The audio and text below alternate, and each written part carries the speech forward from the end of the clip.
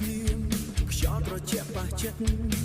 ខ្ញុំនឹករឿងចាំងចាស់ដែលជាអតីតកន្លែងនេះដែលយើងធ្លាប់ចូលចិត្តគ្នាឥឡូវប្រែជានៅតែខ្ញុំម្នាក់ឯងអនុស្សាវរីយ៍នៅតែច្បាស់ក្នុងចិត្តលែងជាការពិតក្នុងក្តីសូបិនពេលវេលាដើរទៅមិនរងចាំទេតែចិត្តខ្ញុំមិនអាចភ្លេចអូនបានខ្ញុំសួរខ្លួនឯងរាល់វេលា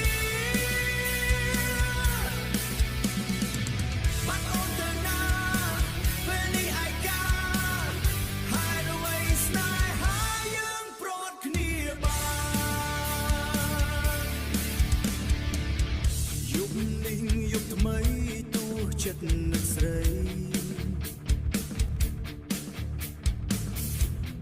ត្រឹមសោកការមិនដឹងធ្វើម៉េច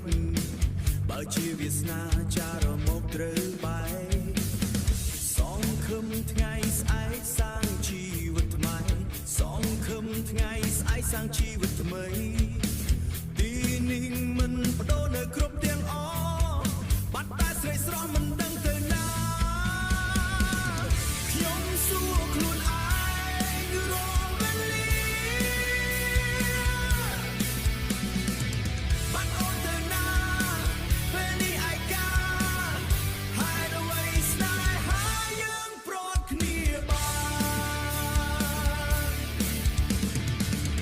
ជាព្រះច័ន្ទក៏ផ្លាស់ទៅវិញស្នេ